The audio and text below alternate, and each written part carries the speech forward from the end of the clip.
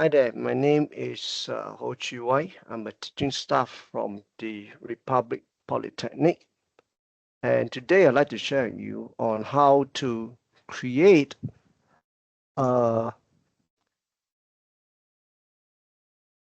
mobile RAG chatbot application. Right, so RAG stands for Retrieval Augmented Generation. So some basic knowledge of Python is required, but if you don't have any working knowledge of Python, that's okay too, because most of the work is basically just drop and drag, and should be really easy to follow. Okay. All right. So Gen AI chatbot, I think most of us are somewhat familiar with it. Let's look at a very stylized example. Supposing you have this chatbot and you ask this chatbot, how much longer? And the chatbot reply, as there's an open mode on, it will take 10 minutes longer. So you may be wondering, no, how does it know that there's a open mode on, right?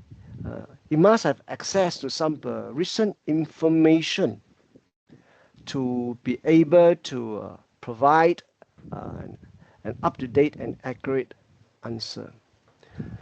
Right, so that's definitely one of the questions I will ask.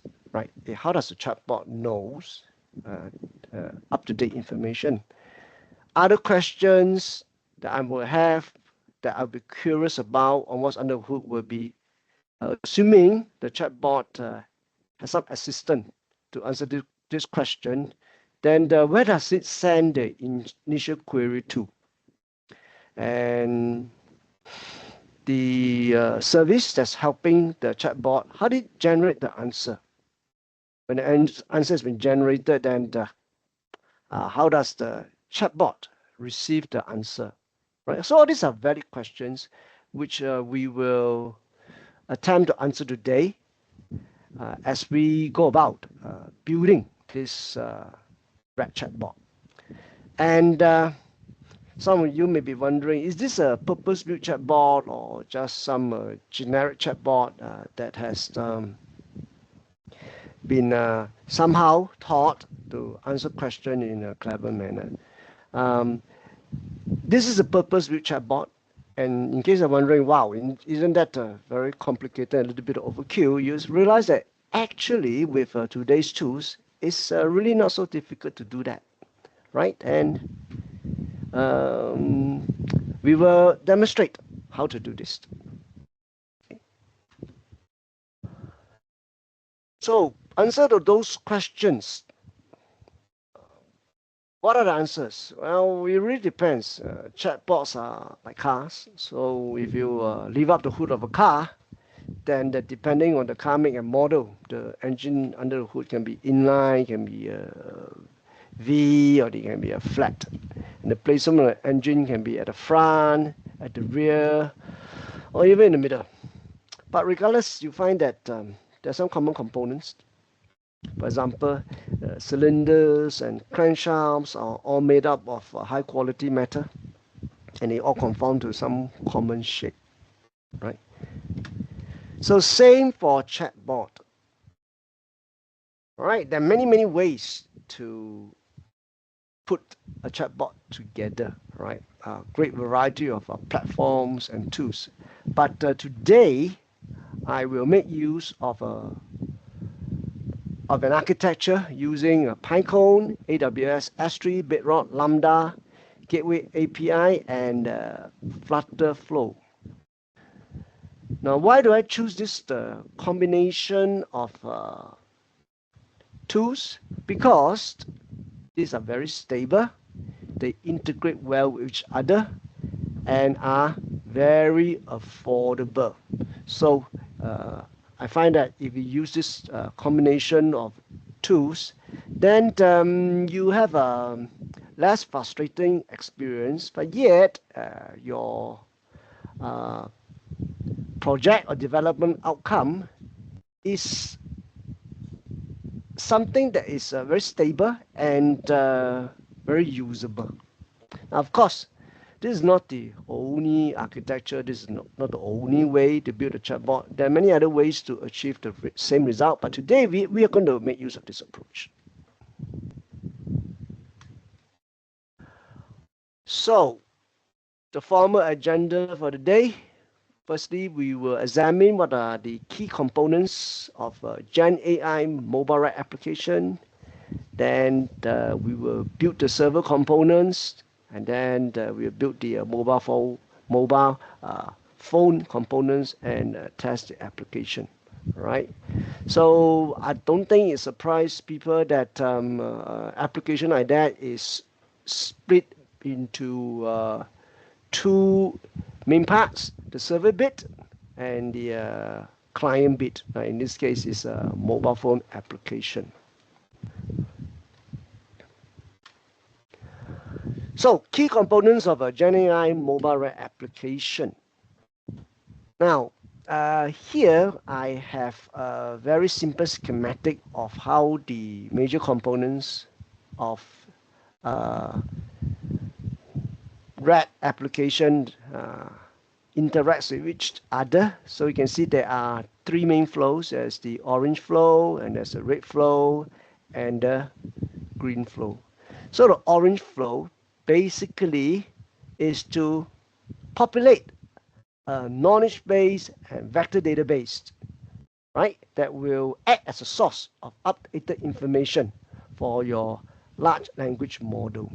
So the red flow is how a query is conveyed to your large language model and knowledge base, and then the large language model and knowledge base will generate an answer. And this generated answer is passed along the green flow back to the mobile client.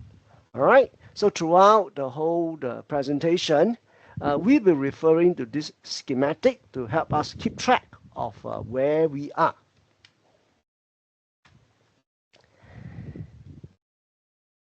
Let's dive in a little bit deeper on what is the role of each of these components. But I'd like to map this description to the questions that we have asked previously. For example, how was the recent information included? How did the chatbot know that there's an open mobilization ongoing? So in this case, what would have happened is that we will take some information that's not available to your large language model or LLM, or is not published. Not published doesn't mean that it's confidential, it's just that it's not published, right? So let's say this is in a human readable form on local storage on your laptop. So we can upload it to our AWS S3 storage. Then from the S3 storage, the bedrock, the knowledge base, will read in these documents, and then the information is vectorized and stored into a Pinecone vector database. So why do you want to store this information in a vectorized form in a Pinecone vector database? Because when you do that, then this information can be searched, retrieved, and presented very efficiently by computers. And then the search outcome can then be included as part of the chatbot's query answers. So vectorization simply means that we are converting information which is in a human readable form into a machine readable form. That means a long series of numbers, which to the human is complete gibberish, right? Okay, so that is what this flow is attempting to do. Okay. Oh, and these steps only needs to be done periodically or when we want to refresh the information. Okay.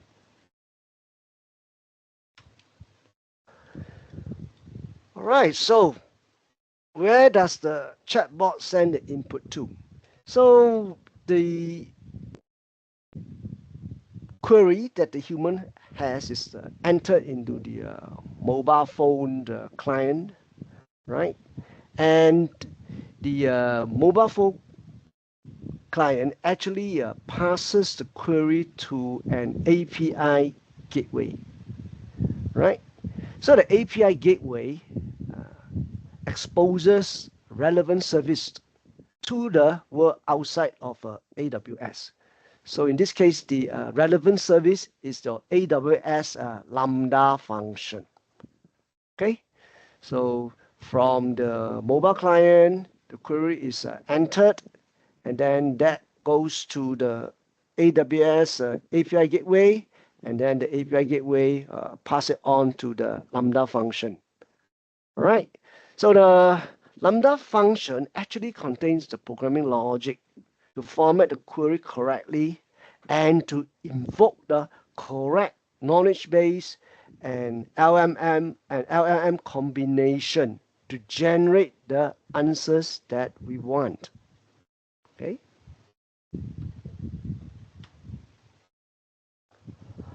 So how is the answer being generated? So as I mentioned in the previous slide, the Lambda function will format the query and then pass it on to our knowledge base and LLM combination. So after receiving the query, right, the knowledge base and LLM combination will search our vector database for information that is most relevant to the query, right? And it can do this very efficiently because the information has been vectorized. Right? So the relevant information is retrieved, and this information is used to augment the original query, or you can just say the information that's been retrieved from a vector database that's relevant to the query is tagged onto the query. So this enhanced query is then passed to the LLM. Then LLM will have a relatively easy job because you have the query plus additional information that's been retrieved, then just goes ahead and generate an answer. Right. Once the answer is generated, then it will just pass the information back to the Lambda function. Right. So how does the chatbot receive the answer? I think that's quite simple. The Lambda function has been waiting for the answer from Bedrock, receives the answer, receives the response. It then channels that answer through the API gateway back to the mobile client. So the human user sees the answer being printed on the mobile client, and he's happy, I hope, right? So the concept is pretty simple, yeah, but you find that there's quite a few layers of infrastructure, quite a few layers, quite a few technical layers to navigate. So in our demo, we will see how we can do that. Right? So question, is this a purpose-built chatbot? Yes, it is. Right. So some of you might be wondering what's the difference between a mobile client and a web page, which I can access from my mobile phone too. So a purpose-built client offers flexibility in functionality, look and feel, branding, and overall the user experience is much better. but it's also more challenging to build than a web page, right? So that's why we make use of Flutter, or should I say FlutterFlow, to build a Flutter mobile client. So FlutterFlow is a development platform that can produce Flutter mobile clients from a single code base that can run on Android, that can run on iOS, and even be run on a browser, right, with minimal coding.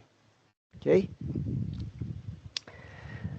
Another important point is that we make use of an API gateway. That means that actually any standard mobile chatbot client, even like Telegram, should be able to gain access to our knowledge base and LLM combination through the gateway, right?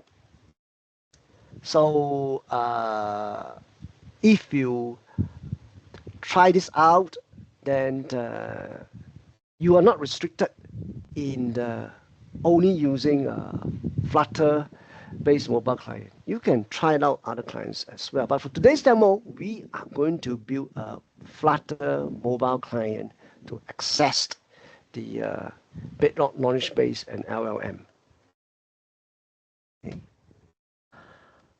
Okay, enough talk. Let's move on to the demo.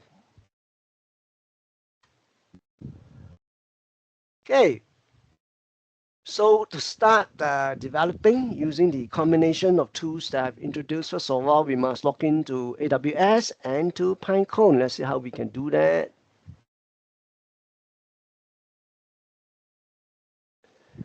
Log into AWS, right, just go to aws.amazon.com, click on the sign in the console. Right, so I assume that you have already set up an account with AWS. So this is mine. I'm just going to log in as root because it's more convenient to do so. All right. For demo purposes, okay? More convenient to do so for demo purposes. Password. Then Amazon is quite particular about security, so we have to go through a multi-factor authentication. I will do that. Now, this is takes a little bit of work to set up, but ultimately it's good, right? It is secured and give you peace of mind.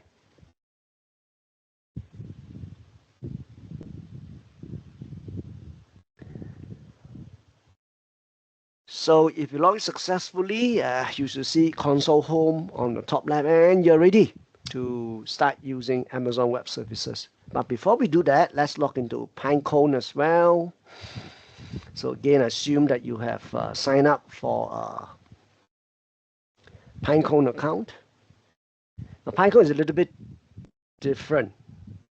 They send you a one-time password to your email every time you log in. So I'm waiting for mine. Let's look for it. Okay, I got it. I copy onto my clipboard. Went to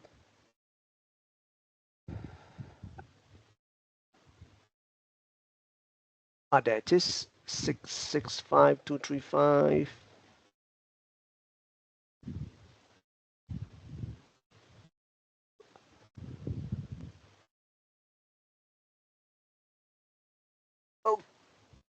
Okay, and I'm in. All right, so we have successfully logged in. All right, so we are ready to start work on our mobile RAC app.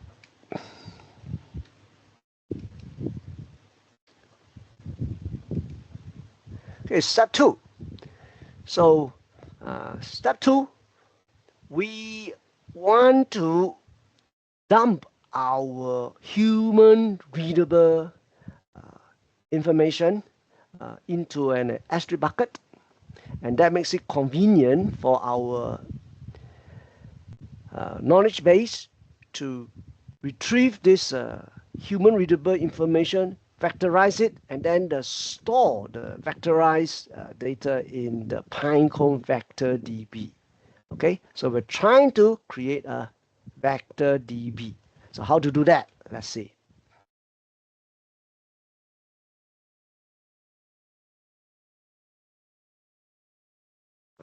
We're going to do this, right? We're going to upload documents to the S3 first. So we look for S3. It says S3.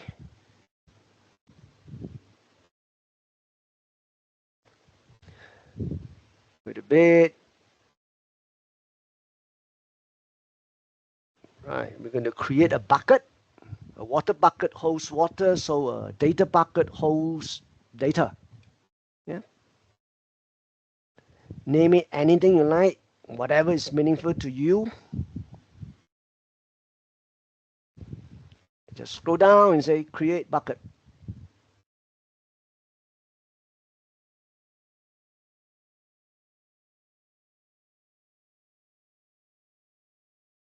Right, the bucket is successfully created, as you can see in the words in white with green background. Now it's empty. Let's upload some documents onto our bucket.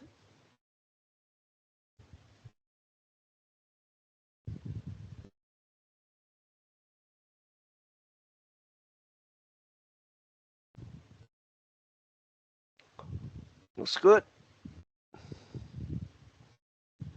Hit the upload button.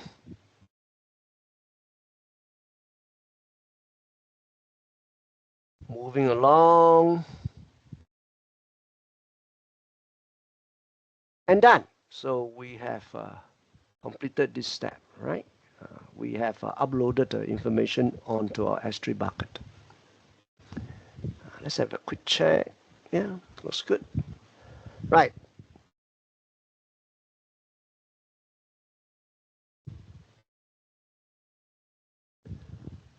Okay.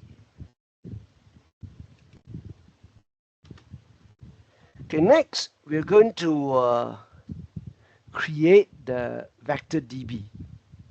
All right. And after we've created the vector DB, we're going to create, and very important, note down the vector DB API. Right, it is like a password. Okay. Let's see how we can do this. So go to Pinecone. We have already logged in before, and we create an index. And this is really an index. So it acts as a index or search mechanism for quick search and retrieval of our vectorized information.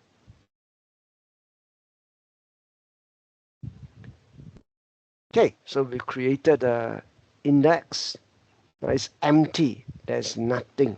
As you can see, no records yet. Yeah. But we're not going to add the records manually. We're going to go through a AWS Bedrock to do that. But before we can do so, we must generate API secret. So here I've noted down the host of our Pinecone Vector DB. Next, we create the API key. And again, you can just name it anything you like. Create a key. Okay. You must copy and save this key immediately. So let's do that.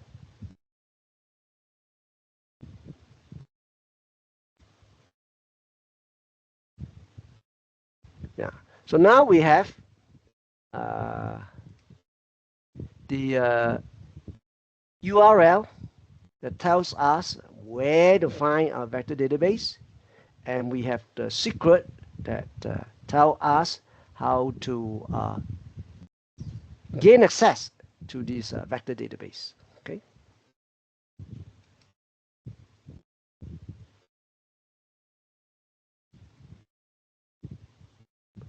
Okay, we're done here.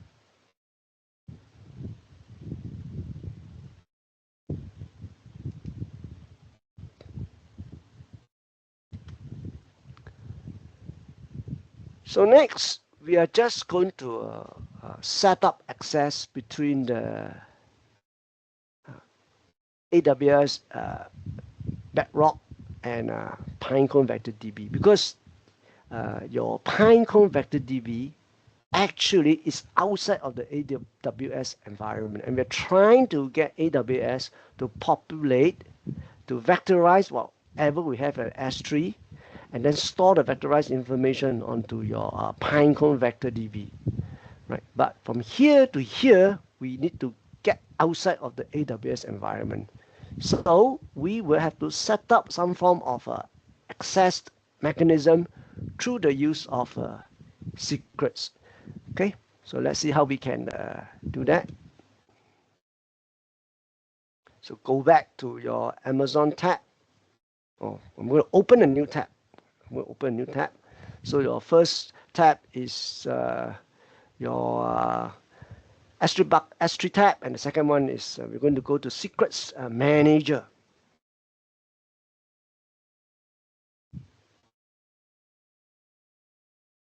I'm going to say store a new secret. What type of secret? You call it choose other type. Now this one, you got to get this correct. So the key value pair must be API key as shown here, right? API key with a capital K. And we paste the secret that was copied to our clipboard earlier onto the value field, right? Okay. Give it a secret name.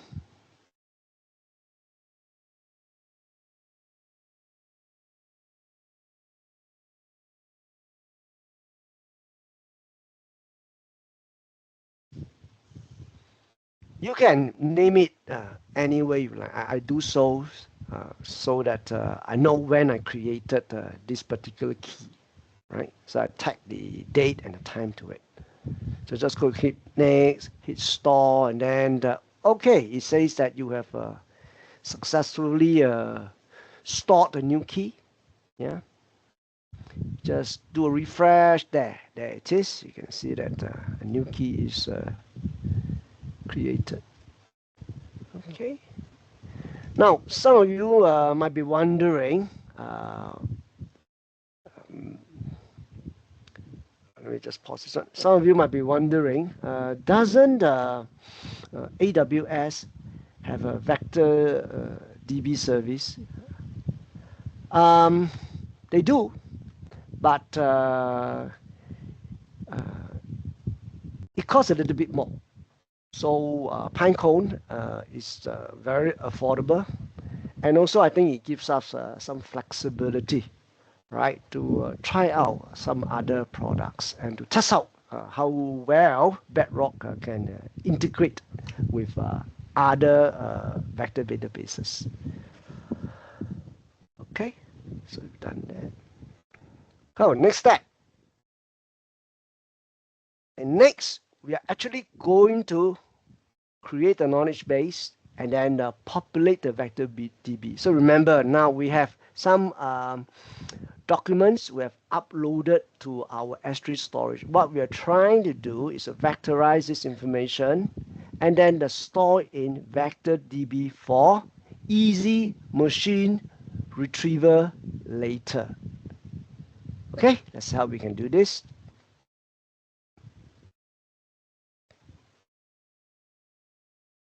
So I'm going to open a new AWS tab.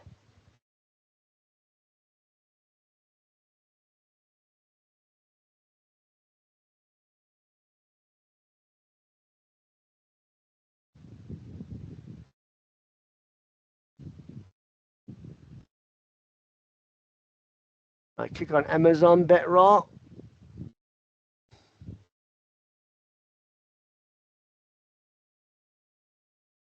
Click on knowledge bases.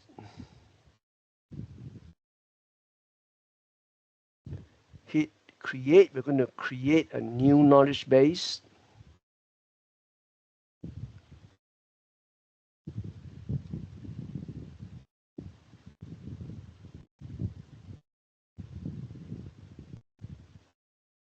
You can name it anything you like as long as it is meaningful to you.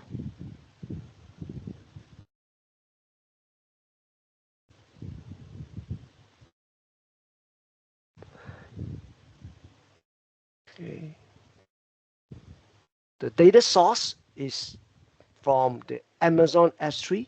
So when you will choose the bucket that we created earlier, then we say next. Now we need to choose an embeddings model. We're going to use the Titan embeddings G1.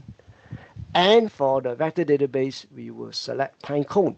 We need to agree. And then where can we find this Pinecone database? So let's go back to our clipboard, right? So where we have the URL of our Pinecone database. Then of course, we also need to copy the secrets information. Right? So you can see, right, this is the URL that we have noted down earlier on how to locate our Pinecone vector database. And this is the AWS secrets that contains the API key that was generated from Pinecone. So you need these two pieces of information to be correct. Otherwise, this link cannot be established. Let's continue. Just say text and the metadata, right? Just these are defaults. We can just use that.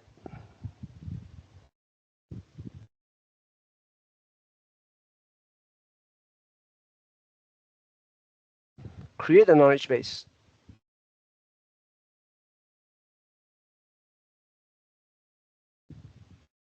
So it takes a while.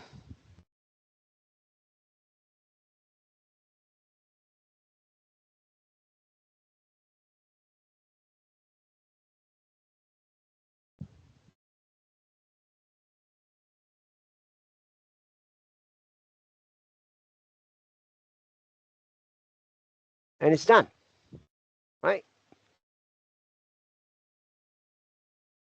So after you have created a knowledge base, you need to perform this role called sync.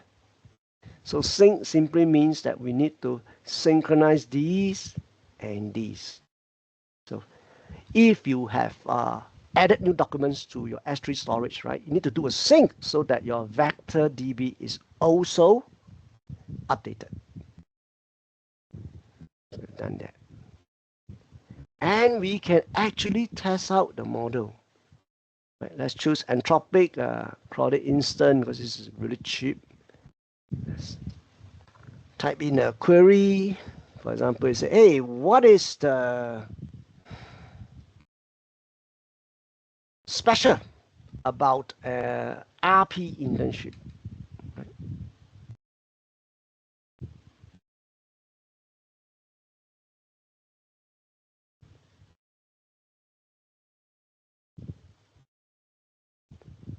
So it gives you an answer. You find that this answer, the information is not from the internet. It is actually from information stored in your vector database. Okay, so we have a working knowledge base and an LLM combination. So once you have this, then we are ready to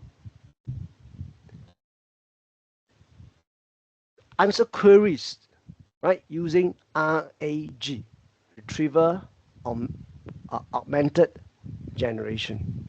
Yeah. Okay. All right. So the server side of the house is almost done.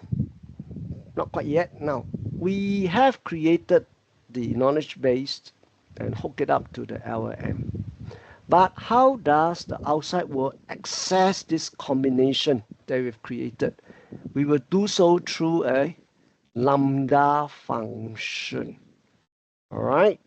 So it is the lambda function that's invoking the knowledge base and LM combination to get it to generate an answer to a query. Okay. Of course, you also do some other stuff like making sure that the query is formatted in a form that is acceptable to the knowledge base and LM combination. Okay. Okay, let's see how we can set up this lambda function. Okay, actually, this part is the only point where you have some form of programming, but I've already included the Python code that is needed in the lambda function here. So when you download the slide deck, you find that there's an attachment in the presentation slides, and you can just copy and paste the Python code directly into AWS to create the lambda function. Okay, let's take a look at how to set up this lambda function.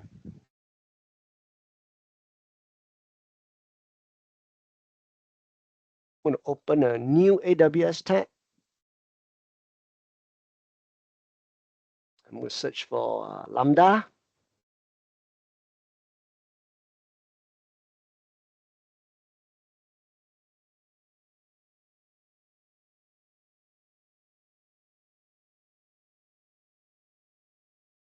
Create function. Name it whatever you like, as long as it is meaningful to you. Python 3.12 is what we will go with. I strongly recommend you stick to Python 3.12. We go ahead and create the function.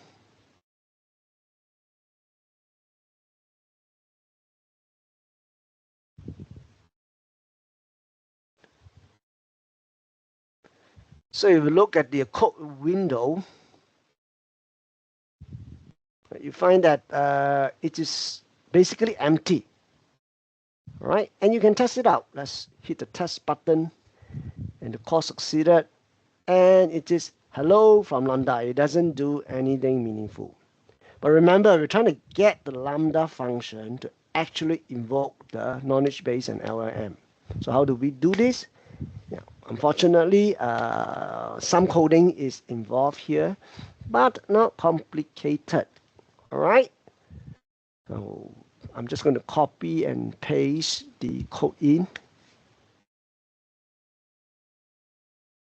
That.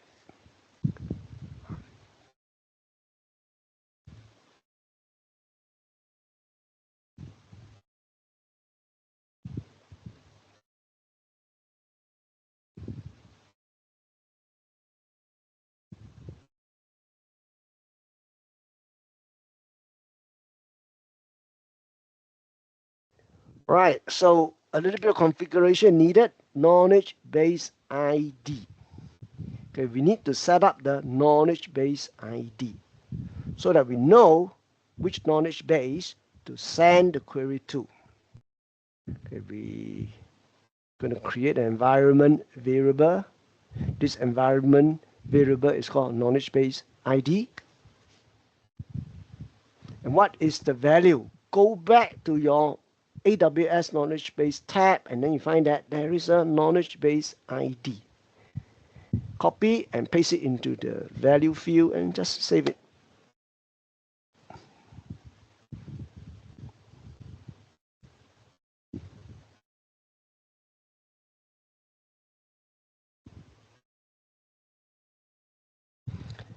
Some other configuration is needed because 3 seconds is too little time for the knowledge base and LLM to respond. So let's be kind, give it 30 seconds. And we can do a test, right? You have to format the inputs accordingly.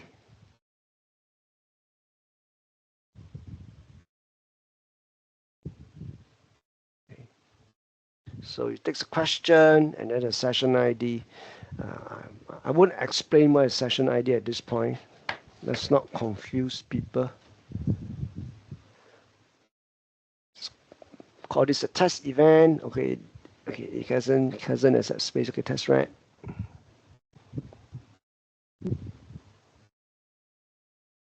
Let's test it out and see whether we can access our knowledge base and LLM. It still says hello from Lambda, right? And it's because we have not deployed the new code after we have made the changes. So let's do that.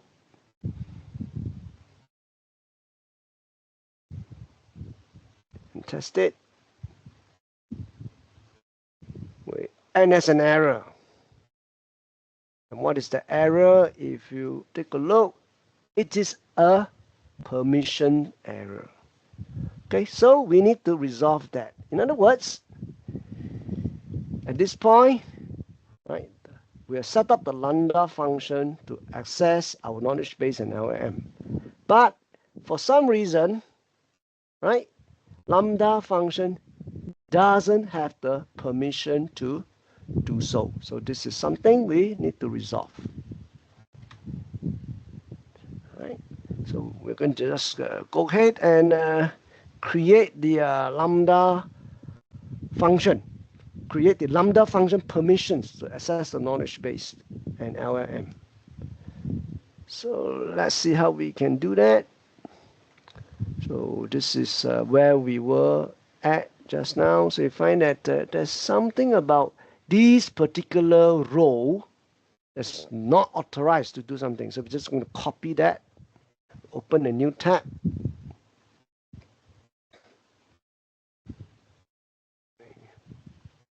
Go to the IAM,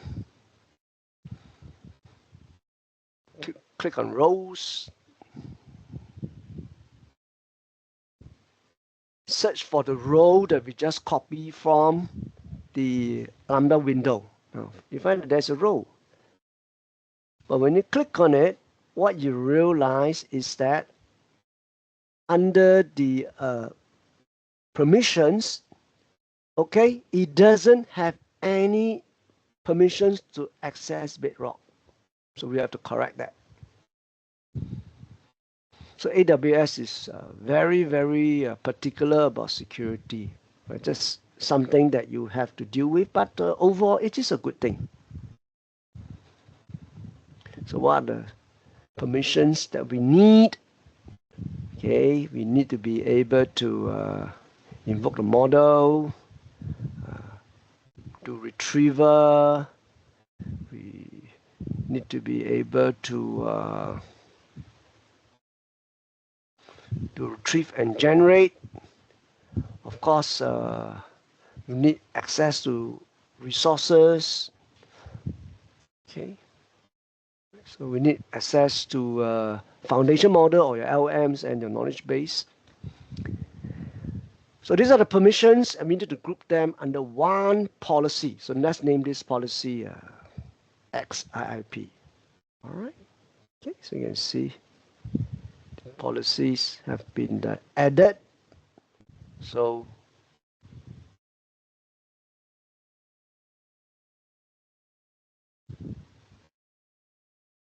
all right. So in other words, this row, okay, sorry, this row here now have two policies, one for Lambda, another one which we name, in this case, you name it XIP. It has policies with permissions to access Bedrock. All right, so this row has two policies, one for Lambda, one to access Bedrock. So let's see if this solves our problem. So go back to the Lambda function. Don't need to do anything, just hit test. See if it works. Looks promising. And it does, right? You can see the question is tell me about IIP. Then it says IIP is an internship program that keeps first and student, yada, yada, yada, yada. Okay. Okay. So our Lambda function is working, but you find that we are still primarily working from within the AWS environment. What needs to happen is for our Flutter mobile client to gain access to this Lambda function. And how do we do that? We do that by exposing our Lambda function to the outside world, to the world outside of AWS through the AWS API gateway. Let's see how we can do that.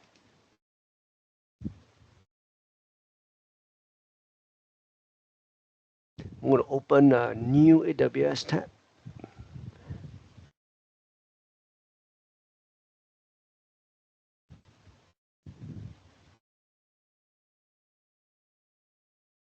Look for API gateway.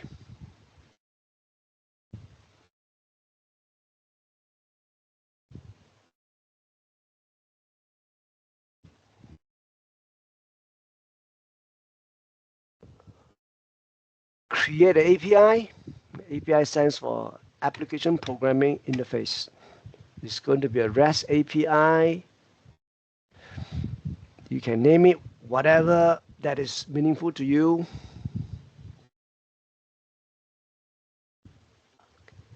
And we're going to create a method.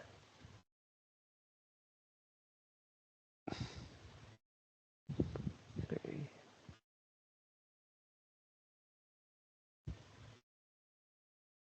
It's a Lambda function. This is the ID of the Lambda function that we have been testing with. So go ahead and create a method.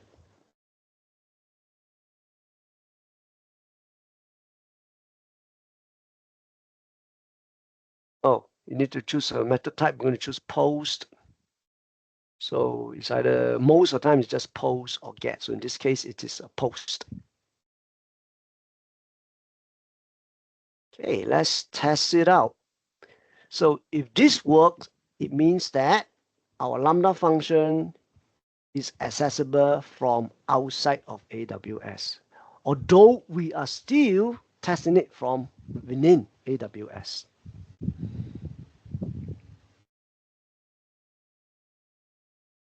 Let's test it out.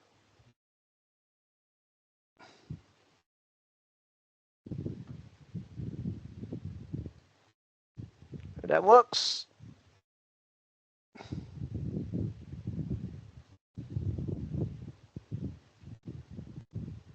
So we'll go ahead and deploy our API.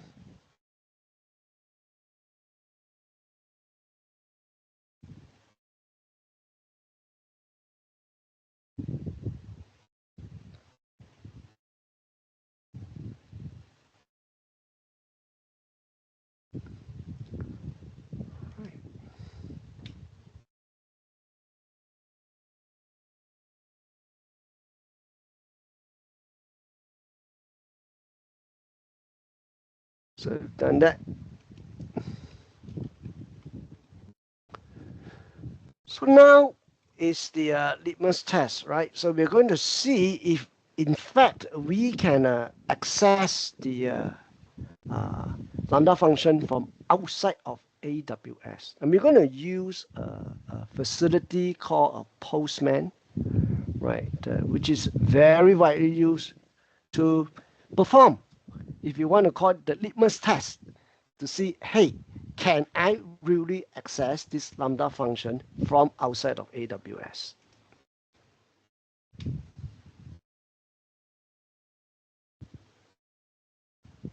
So we go to postman.com, right? Now see, this is nothing to do with AWS. We are outside of the AWS environment now. You can create an account, it is free. I've done so already, so I'm just logging in.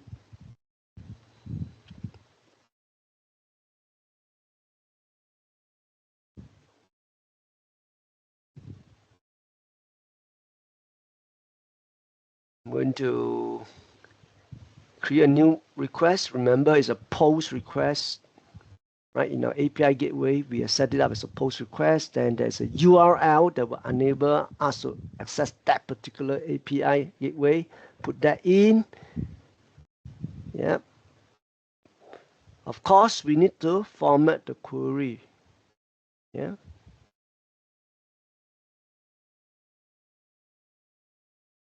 This, this one, right? So we need to format the query accordingly. So the question is, tell me about IP. So let's run it. Remember, we are sending the request from outside of AWS. Does AWS respond? Yes, it does. Right? So this is confirmation that we can now access. This is confirmation that we can now access this Lambda function from outside of AWS. Okay. Yeah. Okay. So at this point, we can proceed to create applications on different platforms using whatever programming language you like to gain access. So we're going to use Flutter.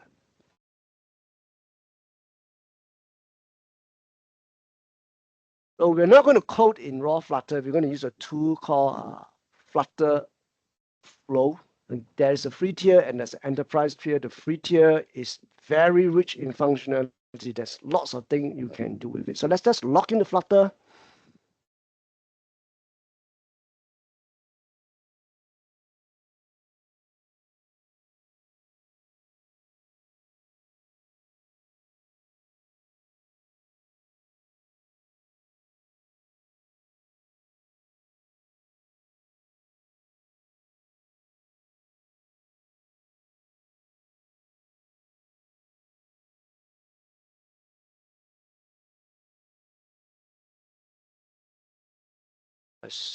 I already created an account previously, so I'm just going to log in.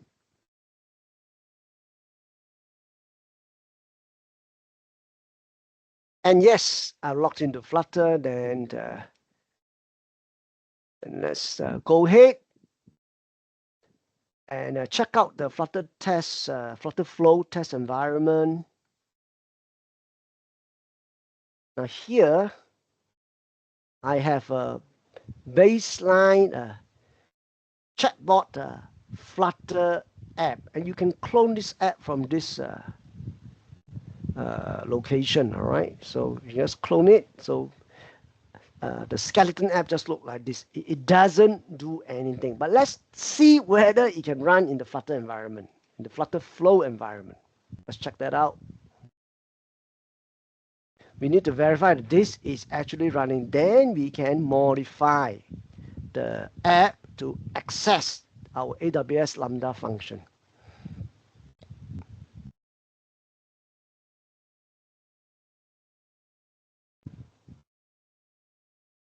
It takes a while.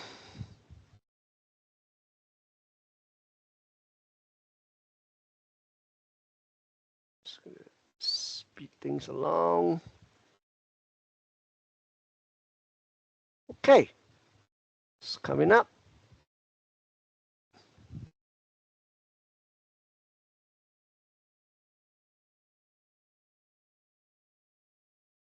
Okay, it's up. So say, you said, how can I exist? I say, tell me about RP internship. What do you think you would say? Nothing, right? Because it's not hooked up to our AWS setup, right? And this is what we're going to do next.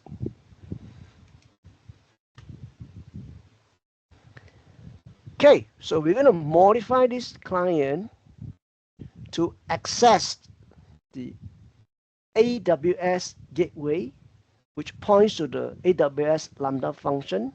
Once we've done that, we can send a query all the way to the gateway, to the Lambda function, onto our knowledge base and LM, which in turn will consult the Pinecone vector DB, generate an answer, and return that back to the client along the same route. All right, so let's do that. Or rather, let's do the setup that will enable us to do that. Okay.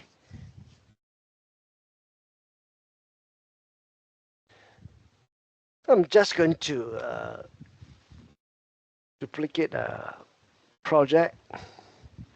This is the baseline project that I've shown earlier. I'm going to duplicate it.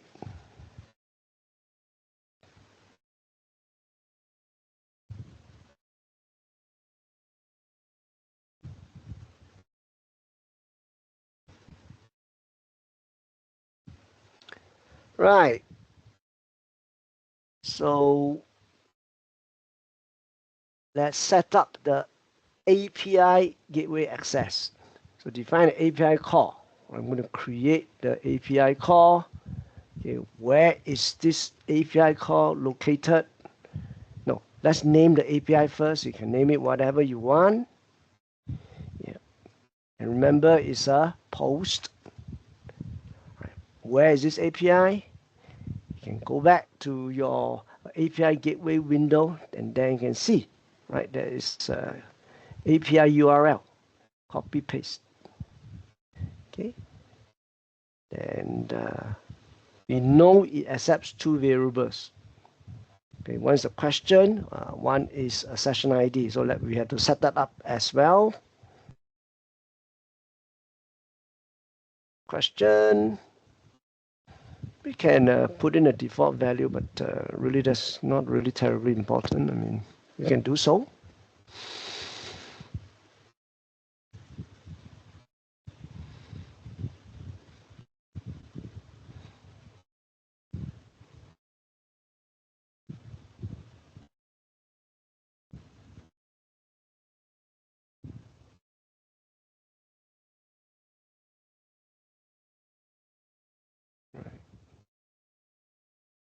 Okay.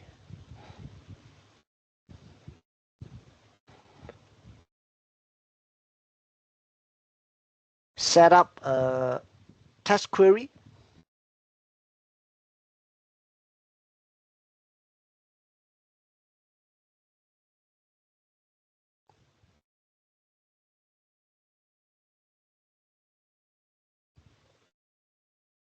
It's a test query.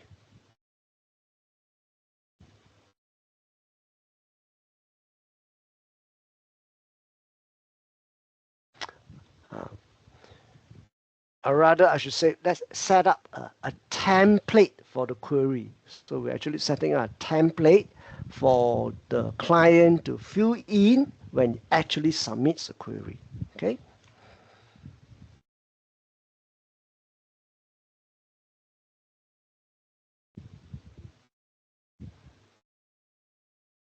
At the call.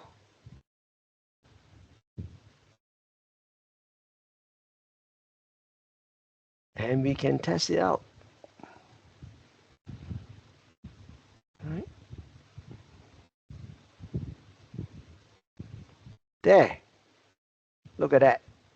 So from your FlutterFlow environment, you have actually accessed AWS Bedrock knowledge base and LLM. Okay. Okay. So we are near the end. So the next step then is that let's put in all the UI elements that will actually make the app useful. Primarily, when I press the submit button, it must generate the query and send that to AWS. So let's do that. Submit button. There are actions involved when you hit the submit button, right? Let's add an action, and that action, of course, is that we want to make a call to our AWS API gateway.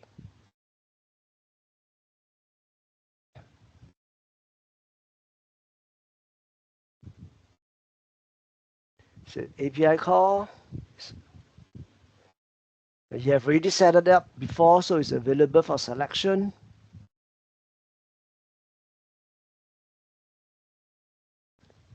Okay. Now you need some input variables, right? What is the question that you want to ask? Okay, question, and what is the value Okay, what's value mean? What is the actual question? So we will get that from a variable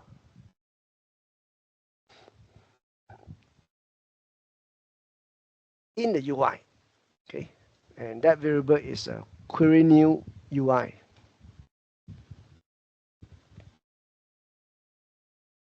Let's add another one. Now remember, right? The API call is expecting two variables, the question and the session ID. So I have a variable called current session ID, which I just leave as blank, so we don't have to worry about that.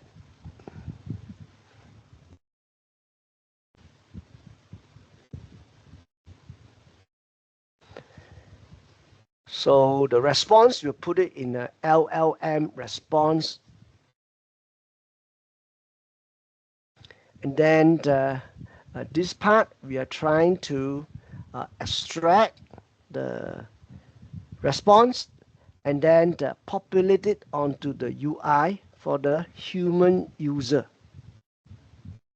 to read. Okay.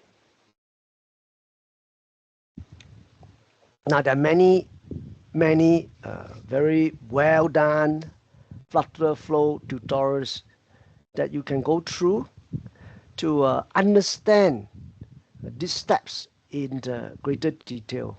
Of course, there are also many things that you can create using FlutterFlow. This is just a very, very simple application of FlutterFlow.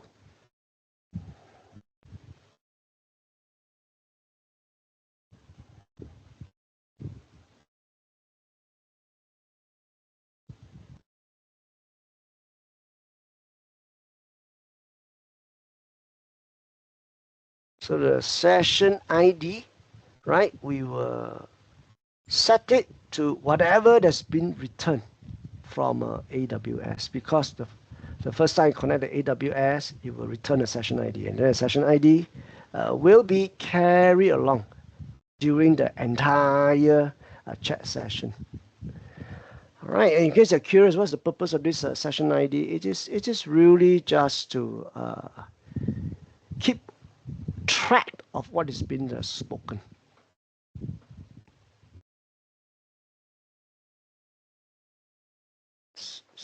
Save it. And then now we're going to test it out.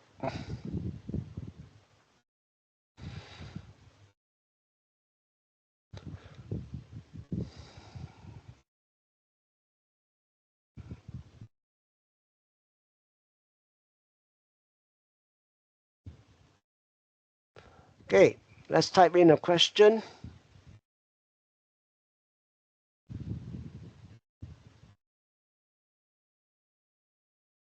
Tell me about a RP internship. Hit submit.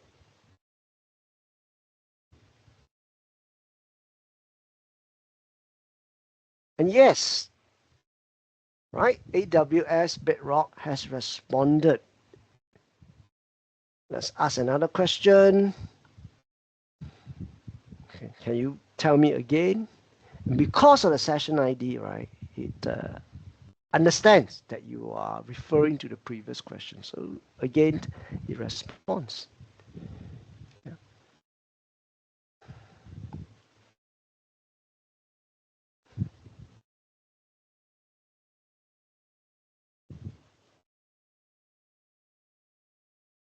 How can I find out more? I like your answer.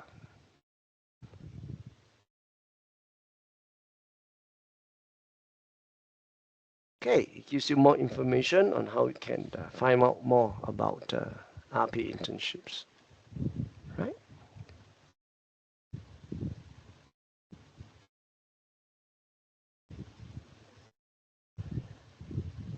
Okay.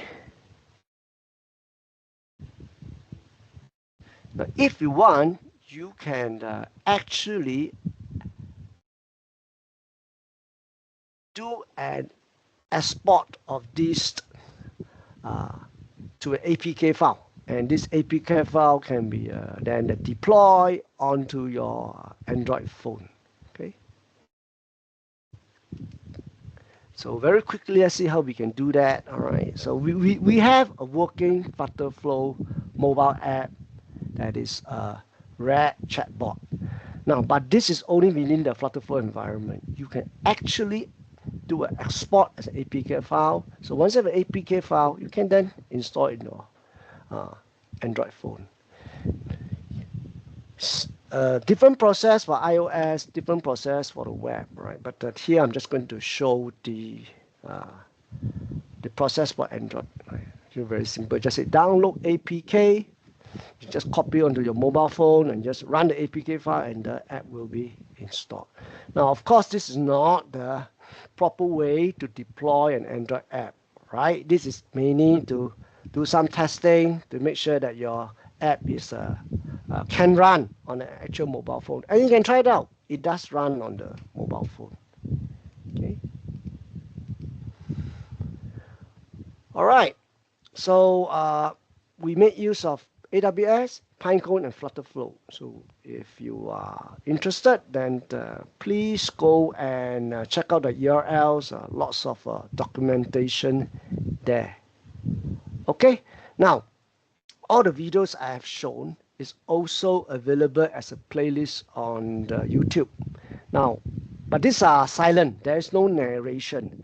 So when you watch this video, you find that, Ho Chi Wai, your banter is really tiresome. I don't want to listen to you. You can just go to YouTube, right? The videos are silent and it's exactly the same as what has been shown. So if you're not sure of some of the steps, then you can just consult the YouTube videos directly.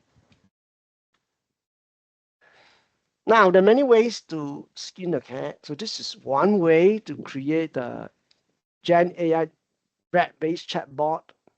There are other ways to do so, other methods to explore. For example, you can fine-tune an LLM, just do away the knowledge base, right? If the training data is available.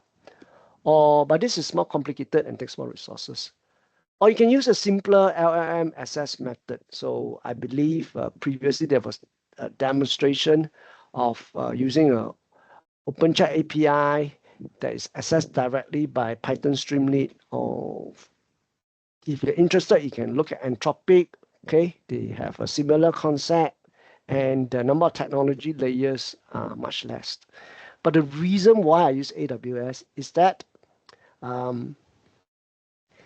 they are very stable, they are very affordable, and it actually let you progress towards a working deployable application. Now you can opt to use a simpler client, for example, use a Telegram chatbot builder, no coding, you just put in the URL and then you just put in the API URL and away you go. Right? You can also go for something that's more sophisticated, perhaps, like some open source framework available out there that are very popular. LangChain would be one example. But here we did make use of some proprietary SDK call, software development kit call, like AWS or Boto tree. So if you feel that, hey, no vendor lock-in, then you can make use of open source frameworks as well. And you can also try to fine-tune a small language model and just host it directly on your mobile device. And if you are able to do that, you don't even need an internet connection. Your chatbot to give you contextually accurate answers with a value add. Okay? So that's all I have. Thank you so much. Follow us on Discord for further discussion or for information on other interesting topics. You can download the slides and code from the QR code in the middle. And of course, do check out our Gen C website. There are lots of exciting activities there as well. So once again, I'm Ho Chi Wai. Thank you so much, and have a good day.